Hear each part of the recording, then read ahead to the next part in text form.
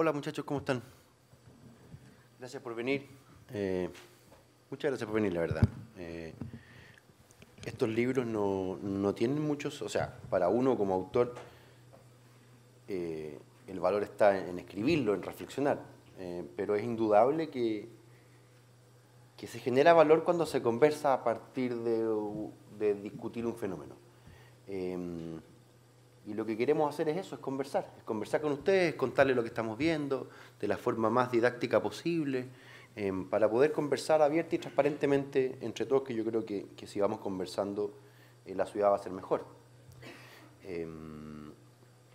Los quiero invitar junto a Nicolás a hacer un tour fotográfico por Santiago, eso es lo interesante. Si bien hay un discurso, hay un guión que acompaña toda la presentación, lo que vamos a hacer es un tour fotográfico, porque de hecho en sus inicios del libro lo pensamos como un tour fotográfico. En el primer capítulo vamos a ver cómo se cambia el ciclo desde la expansión al infilling, desde la expansión al proceso de densificación. Vamos a ver cómo esto transforma nuestra forma de vivir tanto puertas adentro como puertas afuera, es decir, cómo cambia la forma en que nosotros habitamos nuestros espacios privados y cómo se está transformando el uso de los espacios públicos. Ahora, como prácticamente todas las cosas de la vida, cuando uno estudia sociología le enseñan de que todas las observaciones tienen dos caras. Y este claramente es un fenómeno que tiene elementos positivos, pero también tiene un lado B. Y de hecho, Nicolás les va a presentar con detalle cuál es el lado B de este proceso de densificación. Y finalmente vamos a tratar de instalar una mirada más bien realista, pero también optimista con respecto a qué pensamos nosotros que debiera ser la interacción entre los distintos actores sociales a objeto de que se desarrolle una mejor ciudad. Ok, ¿cómo cambió Santiago? Es así de simple. De hecho, recién teníamos para un sociólogo no hay nada más bonito que cuando uno escribe algo, el lector se identifique. A fin de cuentas, las ciencias sociales lo que hacen es eso, es decir, tratamos de mostrar y de retratar qué es lo que está pasando, y de hecho a la periodista me dijo que, no sé si lo había leído el libro, pero por lo menos lo hojeó, y me dijo, ¿sabéis qué? A mí me pasaba lo mismo que tú decías en el libro. Eso es, porque yo creo que espero que muchas de estas cosas los estén afectando a ustedes, porque de hecho yo tiendo a pensar de que nos afecta a todos. En el inconsciente colectivo, en la figura que todos tenemos de Santiago, Santiago crece como una mancha de aceite. Esa es la imagen que está pegada, adherida en la mente de las personas. Ahora, esa idea tenía sustento empírico. Y tenía sustento empírico porque efectivamente Santiago creció por expansión. Ahora, ¿cuáles son los sustentos fundamentales, tanto económicos como sociológicos y urbanos, que están en la base de ese modelo por expansión? Primero hay algo que es muy conductual, que tiene que ver con decisiones de consumo en el mundo habitacional. Tiene que ver con que el 90% de las personas prefieren vivir en casa. Es decir, ahí está el sueño de la casa propia, no el departamento, el sueño de la casa propia. Y también ese modelo de crecimiento por expansión se sustenta fundamentalmente en dos cosas que son bien básicas, que tienen que ver con el auto y las autopistas urbanas. Esas son las variables fundamentales que están en la génesis del modelo del crecimiento por expansión, que obviamente conllevan mucha inversión de por medio, tanto el sector público como el sector privado. Por tanto, la ciudad que crece por expansión lleva adherida la idea del sueño de la casa propia. Ahora, a nuestro juicio, este sueño de la casa propia en cierta medida se cumplió a medias. ¿Y por qué se cumplió a medias? Porque cambió la tendencia. De crecer por expansión, Santiago comenzó a crecer por densificación. Estas son cifras que muestran una década de transformaciones entre el 92, ¿no es cierto?, y el 2011, y esto después del 2011 solo ha venido creciendo, y tiene que ver con la cantidad de viviendas que se construyen y que se habitan en el centro de la ciudad. Y por el centro de la ciudad, en este caso estamos hablando dentro del anillo Américo Vespucio, que es una forma bastante didáctica de entenderlo. ¿Okay? Aquí, como en las ciencias sociales, no hay blancos ni negros, sino que se produce un proceso de densificación que va de adentro hacia afuera. Una forma didáctica de entenderlo es cuánta gente quiere vivir dentro de el Anillo Américo Vespucio, y como ven las cifras son contundentes. Y por lo tanto la transformación de la demanda, la transformación de cómo la gente prefiere vivir en una casa o un departamento, se switchó. Es decir, si la gente antes prefería vivir en departamentos, hoy día prefiere vivir en casas, hoy día prefiere vivir en departamentos. Y la relación se invirtió absolutamente, siendo hoy día, de hecho es más de un 70-30. Y en algunas comunas es sobre el 90%. Por lo tanto, hoy día la gente prefiere, o sea, la idea del sueño de la casa propia es bastante relativo hoy día. Hoy día, de hecho, yo lo prefiero describir como que es el sueño por el departamento propio. Ahora, ¿dónde se concentra el fenómeno de la densificación? Bastante natural en comunas como Santiago, Providencia, Ñuñoa y Las Condes, que sabemos que son que son comunas que tienen altos niveles mejores niveles de calidad de vida urbana. Ahora, la pregunta es ¿por qué? ¿Es un fenómeno transitorio? ¿Es un fenómeno que tiene una estructura sólida que permite proyectarlo en el tiempo? A nuestro juicio es más bien esta segunda opción, y de hecho tratamos de desarrollar una tesis que la denominamos las 5 T, es decir, hay 5 razones que empiezan con T y que dan origen a esta transformación. La primera es bien simple.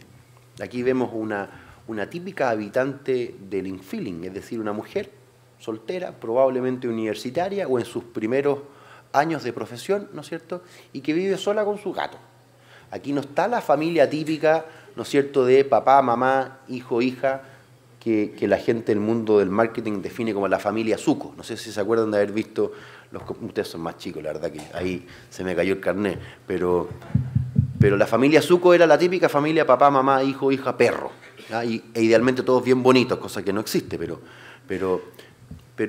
lo que está acá de fondo tiene que ver con el advenimiento de la modernidad avanzada, lo que algunos sociólogos definen como la posmodernidad, categoría que no está totalmente aceptada por la academia en términos sociológicos, pero a fin de cuentas con la modernidad avanzada se transforma la estructura familiar. Esta familia típica, papá, mamá, hijo, hija, perro, desaparece o tiende a desaparecer y aparecen distintos grupos, distintos segmentos de la sociedad. Jóvenes universitarios, separados, parejas nido vacío, la familia se conforma de otra forma. Y luego, estoy seguro que ustedes lo están viviendo todos los días y tiene que ver con que efectivamente el costo de transporte, los tiempos de viaje son crecientes. Y este es un problema que tiene toda la pinta de no solucionarse ni en el corto ni en el mediano. Es decir, uno puede pensar de que de aquí en adelante el problema del tráfico va a ser significativamente más grande en el tiempo. Para quienes a mí me tocó vivir parte de mi vida en México DF, la verdad que el problema que tenemos en Santiago no es ni la mitad del problema que hay en México DF y ni un tercio de lo que hay en Sao Paulo, pero efectivamente los tiempos de transporte son crecientes. Aquí tenemos autopistas urbanas, ¿no es cierto?, que fueron diseñadas con altos estándares, pero la verdad que ahora es peak, el taco es del tamaño del que lo están viendo. Y por otra parte, también hay otra tercera gran transformación que tiene que ver con los precios relativos.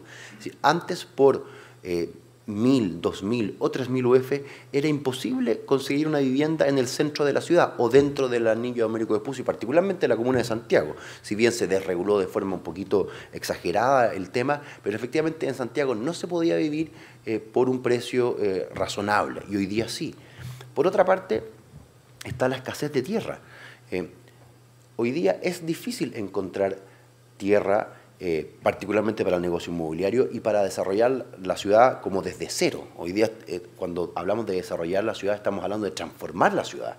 Efectivamente, los terrenos hoy día son cada vez más chicos, por lo tanto es bastante difícil, por ejemplo, nosotros que trabajamos en el negocio inmobiliario, hacer un proyecto de casas. No hay tierra para hacer proyectos de casas. Por lo tanto, es bastante más razonable hacer un proyecto de edificio. Y finalmente hay algo que es muy sociológico, que es muy de percepciones, y tiene que ver con la subjetividad de inseguridad que hay en Santiago. Yo creo que todavía no tenemos los niveles de inseguridad real y tangible como hay en otras ciudades de Latinoamérica, pero efectivamente la percepción de inseguridad ciudadana que hay es muy importante. La gente siente mucho temor hoy día al vivir en la ciudad y por lo tanto en ese contexto los edificios son subjetivamente muchos más seguros de cara a las personas. Por lo tanto la gente naturalmente hoy día prefiere vivir más en un departamento que en una casa, insisto, por la subjetividad de inseguridad.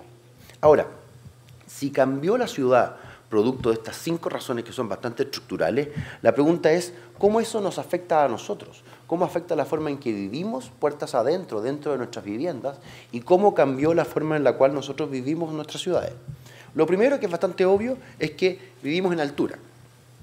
Santiago, de forma progresiva en el tiempo, va a ser una ciudad más alta.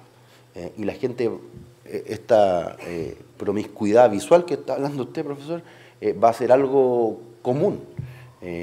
Nos vamos a acostumbrar poco a poco a vivir mirando a los otros. Bueno o malo, eso es un fenómeno que está sucediendo.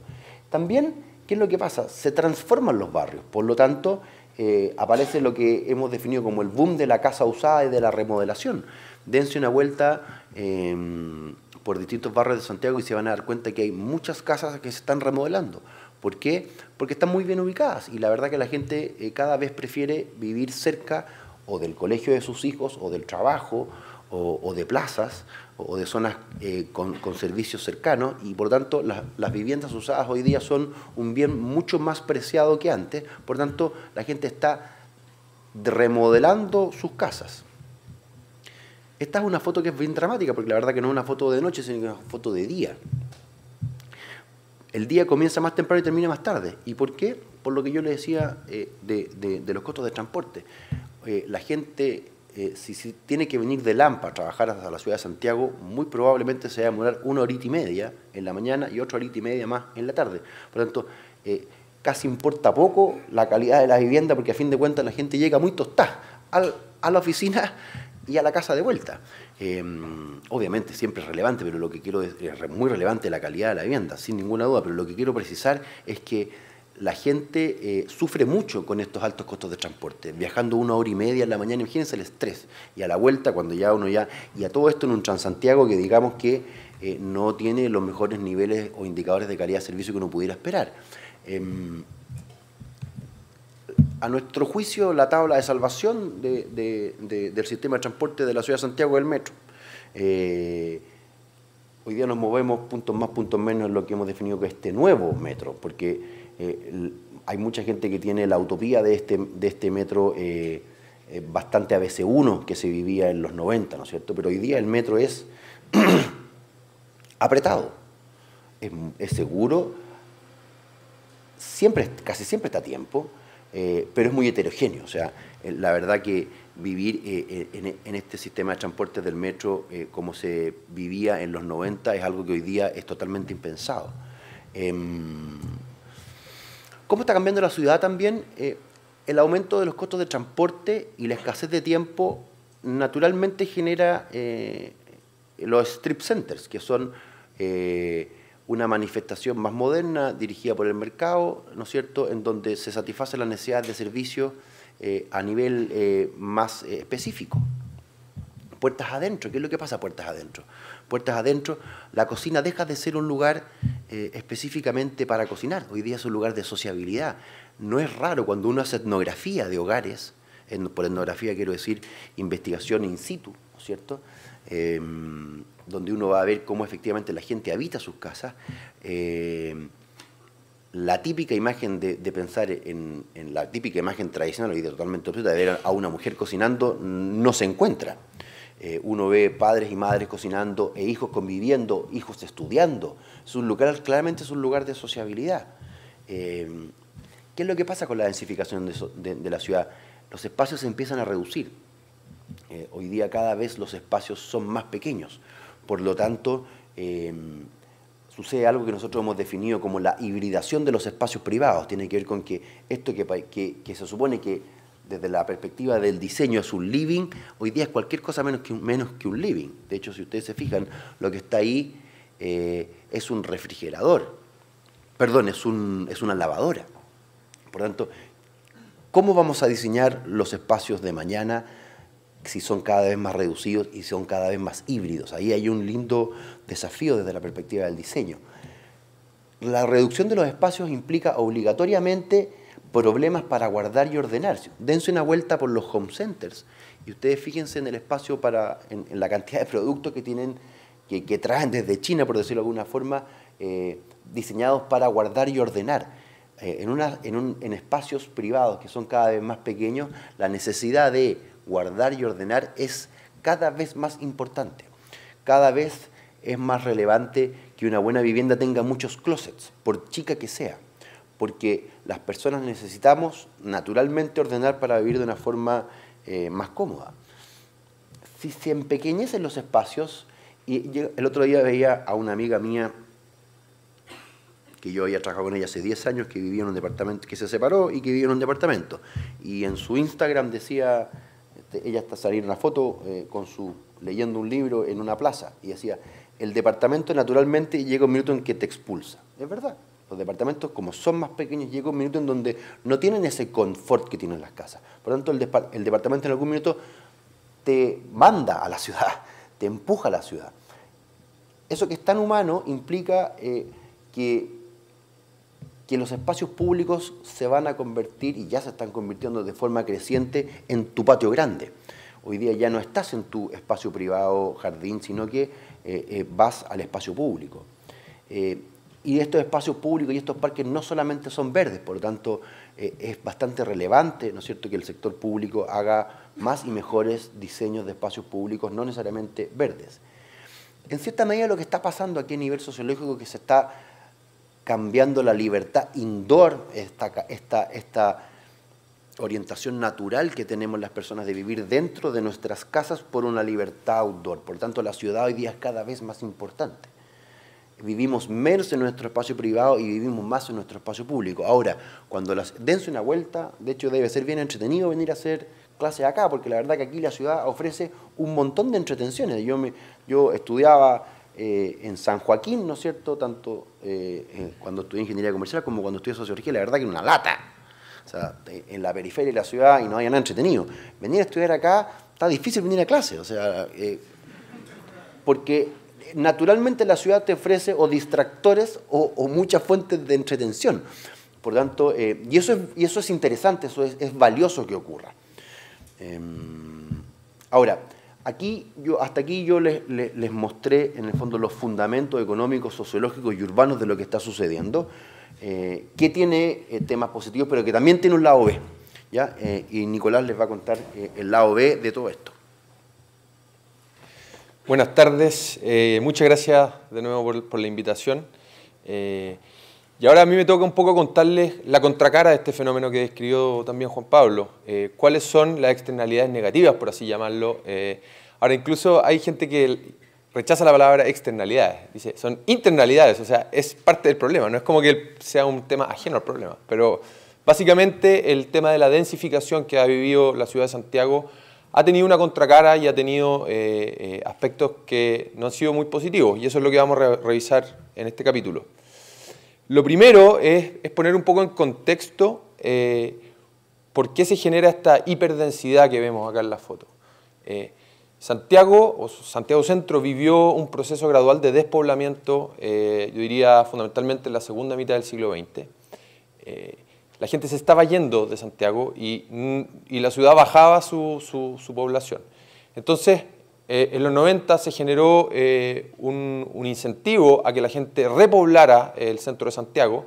Se hizo cierta inversión en infraestructura y fundamentalmente también se generó lo que se llamó un subsidio de renovación urbana para incentivar a través de incentivos a los privados que se le entregaba a la gente la posibilidad de vivir a un precio más accesible en el centro de la ciudad. Y eso generó en la ciudad una movilidad residencial centrípeta, es decir, la gente empezó a volver al centro de Santiago a partir de los 90, pero al amparo de una normativa hiperlaxa, por así decirlo, se generaron muchísimos proyectos de bajos estándares, de poca calidad, y que finalmente lo que hicieron en muchas zonas del centro de Santiago fue reventar la ciudad. Reventar su infraestructura vial a partir de las calles que se hipersaturaron, estacionamientos, reventaron también incluso la infraestructura sanitaria. Entonces vemos que muchas zonas de Santiago Centro, donde se repobló con fuerza, insisto, al amparo de una normativa que permitió ir probablemente más allá de lo razonable, se hiperdensificó y eso trajo consecuencias tanto a nivel de puertas adentro como puertas afuera. Puertas afuera, una de las externalidades que tiene el proceso, y no solo el proceso de la hiperdensificación, sino que el proceso de la construcción en general, tiene que ver con los problemas que genera la construcción en tanto a lo largo de todo el proceso de que se inicia la obra y empiezan las excavaciones hasta que se termina la obra. La construcción es molesta, y es molesta para los vecinos porque levanta polvo, porque es ruidosa, porque incluso los viejos que llegan a trabajar a la obra muchas veces no tienen comportamiento adecuado y en general genera molestias. Es un vecino no deseado en generar una obra. Y eso naturalmente genera desafíos a nivel de la industria de la construcción, de cómo se mitigan esas externalidades negativas que tiene consigo el proceso de construcción. Frente a la hiperdensificación, también lo que ocurrió fueron lo que nosotros denominamos los usos no deseados. En estas torres, voy a volver atrás, pero en estas grandes torres hiperdensas se generó lo que nosotros hemos denominado los guetos del futuro. Porque potencialmente muchos de estos edificios de estándares constructivos deficientes, hiperdensos, fueron mutando su uso de ser residencias a ser lugares donde hay comercio sexual o donde grandes tiendas compran muchos de estos departamentos, botan la tabiquería y los transforman en bodegas, también se transforman en sedes para el narcotráfico. Entonces, en edificios hiperdensos y mal diseñados ocurre mucho que el uso original que se pensó termina siendo algo muy distinto y termina siendo algo muy dañino para la comunidad, porque estas puertas insinúan un poco qué es lo que estará pasando ahí atrás. Y un poco el comercio sexual, por ejemplo, convive con una familia que vive ahí, que es dueña de su departamento y que naturalmente económicamente el valor de ese activo disminuye si es que en ese departamento, si es que en ese edificio hay prácticas más allá de lo residencial. Entonces eso es una problemática bastante recurrente en algunos edificios que nosotros hemos denominado el gueto del futuro. Si el gueto hoy día, el gueto hoy día es el típico ícono Bajos de Mena o las grandes poblaciones donde se generaron dinámicas de expulsión desde el centro de la ciudad a la periferia para entregar soluciones habitacionales a las personas que no tenían techo y que tuvieron una muy mala vejez y que hoy día son focos de delincuencia y de problemas sociales, nosotros estamos... Nuestra tesis es que en el futuro existe un alto riesgo de que los edificios que se construyeron en los 90, hiperdensos, se van a transformar en el futuro en guetos también. Y que incluso en el límite, el destino de esos edificios podría ser incluso la demolición. Uno no sabe, pero podría llegar a ese límite. Y también... Otra cosa que pasa puerta adentro también con la hiperdensidad son temas que ya se trataron, pero problemas de privacidad, por ejemplo. Cuando viven 1000 personas, hay 1000 familias dentro de un mismo espacio de un edificio, se generan problemas de comunidad, ruidos, molestos.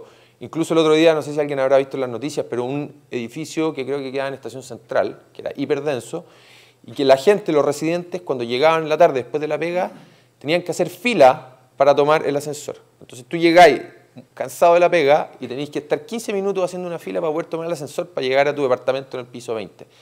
Eso es desastroso en términos de calidad de vida. Y esas son externalidades que uno va viendo que se han ido generando cuando la densidad no fue bien normada y se hiperdensificó. Otro aspecto negativo del proceso de densificación ha sido la destrucción y el deterioro de zonas patrimoniales. En muchos casos no se ha tenido respeto por la identidad de ciertos barrios, no se ha considerado el valor patrimonial de lo que había en un lugar, ya sea destruyendo edificios patrimoniales o en algunos otros casos no respetando la escala del barrio, no respetando la identidad de los barrios, y eso ha sido un problema desde la perspectiva de que barrios que tenían un valor patrimonial importante se han visto deteriorados con la llegada de edificios que no han tomado en consideración el entorno donde se instalan. Otro aspecto que también es muy característico, no solo de este cambio en particular de la ciudad, sino que en general en la mayoría de los fenómenos de transformación urbano, tiene que ver con el NIMBY, Los NIMBY son, en inglés es una sigla que dice Not in my backyard, o sea, no en mi jardín. Y tiene que ver con agrupaciones de la sociedad civil que básicamente buscan oponerse a desarrollos desde el sector económico que afectan su interés particular. Y eso es, por una parte, una buena noticia, que la sociedad civil se organice, se manifieste abiertamente, incluso detenga procesos de densificación, bajando alturas, como por ejemplo ocurrió en Providencia, como ha ocurrido también en algunas zonas de Santiago Centro, en Mata Sur, etc. Pero en el límite, y esto es siempre una tensión básica de la sociedad, que tiene que ver con la tensión entre el bien individual, el bien particular y el bien común. Y muchas veces esa tensión que se genera con la sociedad civil, en el límite puede, si se gobierna mal, si no se equilibra, puede terminar si se va al límite donde el privado hace lo que quiere, terminamos en una ciudad absolutamente desregulada, hiperdensa y reventada. Y en el otro límite, si se hace solamente, si se prohíbe cualquier tipo de construcción, terminamos en lo que algunos autores gringos llaman la Frozen City, o sea, una ciudad congelada, donde no se hace nada, no se construye nada y por lo tanto sería una nueva forma de volver a las dinámicas de expulsión que se vivieron también en la segunda mitad del siglo XX, pero ya con otra cara, porque el precio del suelo en las zonas donde no se puede hacer nada, en el centro de la ciudad, probablemente va a subir más aún de lo que ha subido hasta ahora, y la gente de clase media ya no va a poder acceder a esas oportunidades que entrega la ciudad, y lo más probable es que terminen nuevamente expulsados a la periferia, pero ahora en una nueva dinámica de expulsión. Entonces los dos extremos naturalmente que no son buenos. Hecha esta revisión rápida de cuáles son las externalidades negativas del proceso de densificación, nosotros también trabajamos en una tesis también de proponer, de iluminar desde nuestra humilde posición cuál creemos nosotros que es un posible camino para gobernar estas fricciones propias del proceso de densificación. Y es una propuesta que nosotros llamamos la densificación equilibrada, que el nombre es bastante explicativo de qué es lo que supone. Una primera consideración, y esto tiene que ver más con el rol de los privados, tiene que ver con tomar conciencia de que tiene que haber un tránsito desde la legalidad a la legitimidad. ¿Qué es lo que quiero decir? Hoy día, la mayoría de los actores privados, no solo en la industria inmobiliaria, sino que en otras industrias, consideran que cumplir con la norma es un piso suficiente y que por lo tanto, pasado el checklist normativo, yo puedo hacer básicamente lo que yo quiero. Nosotros sostenemos que hoy día el piso de lo legal no es suficiente y que los actores privados en esta industria, pero también en otras, sea en minería o en, qué sé yo, forestales, en cualquier industria, tienen que transitar desde la legalidad a la legitimidad social. Es decir, no va a bastar solamente con cumplir la ley, sino que también tener una legitimidad frente a la autoridad pública y también frente a la sociedad civil. Otra clave que creemos nosotros es fundamental para llevar adelante este proceso de densificación equilibrada tiene que ver con la vinculación y la participación ciudadana.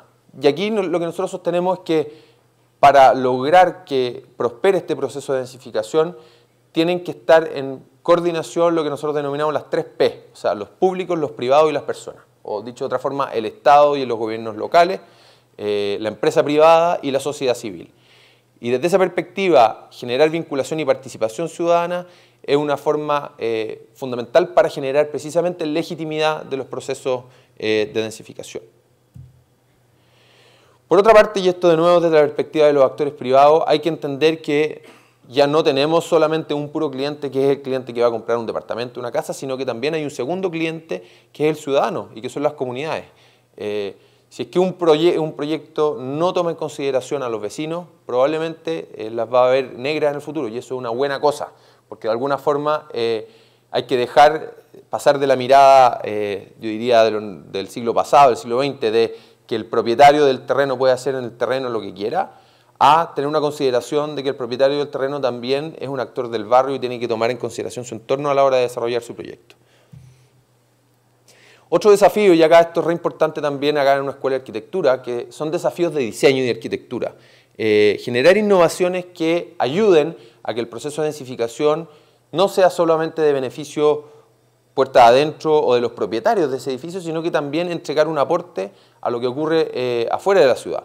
Esta foto es de Nueva Las Condes, que es un proyecto bien grande de desarrollo de oficina, que en nuestra humilde opinión es un buen ejemplo de cómo se puede hacer desarrollo privado con buena rentabilidad, etcétera, pero a la vez haciendo aporte a los espacios públicos, generando buenas dinámicas de tránsito entre los distintos edificios, propiciando también una interacción en el espacio público que favorece la calidad de vida urbana.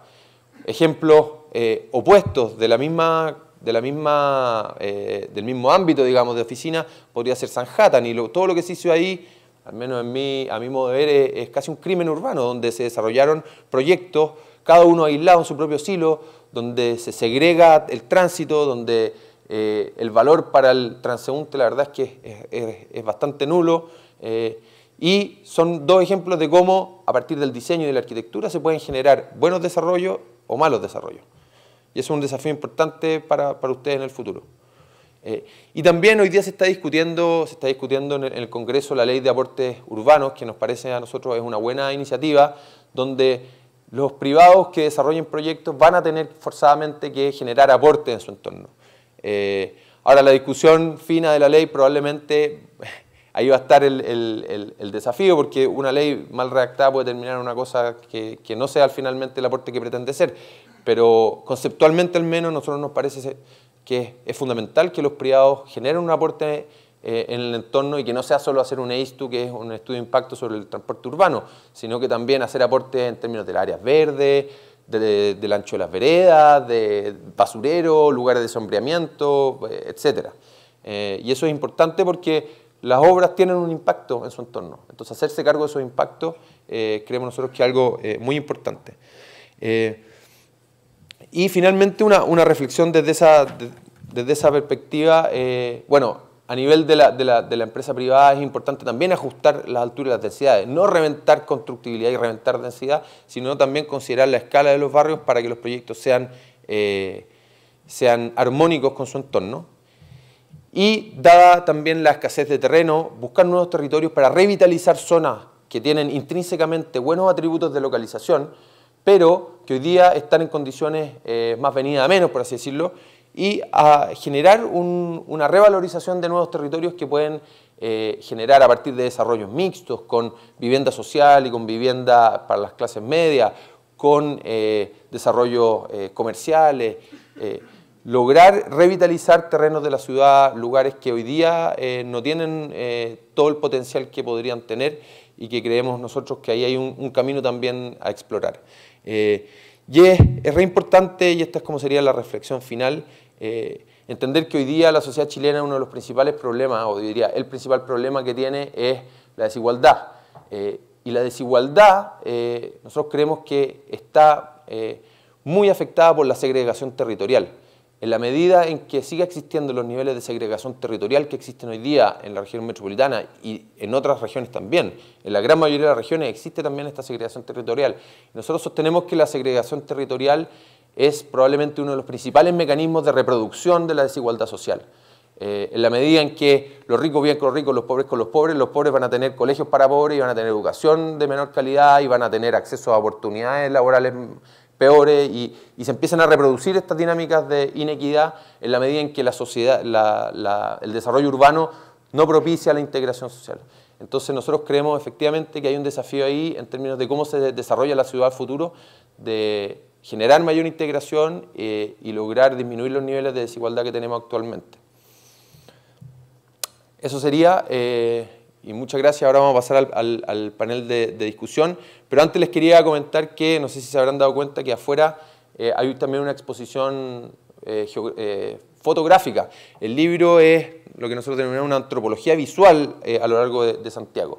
Entonces, uno de los valores principales del libro también tiene que ver con ver las fotos del fenómeno que nosotros buscamos describir. Así que los invitamos después de la conversación también a mirar las fotos que están allá afuera.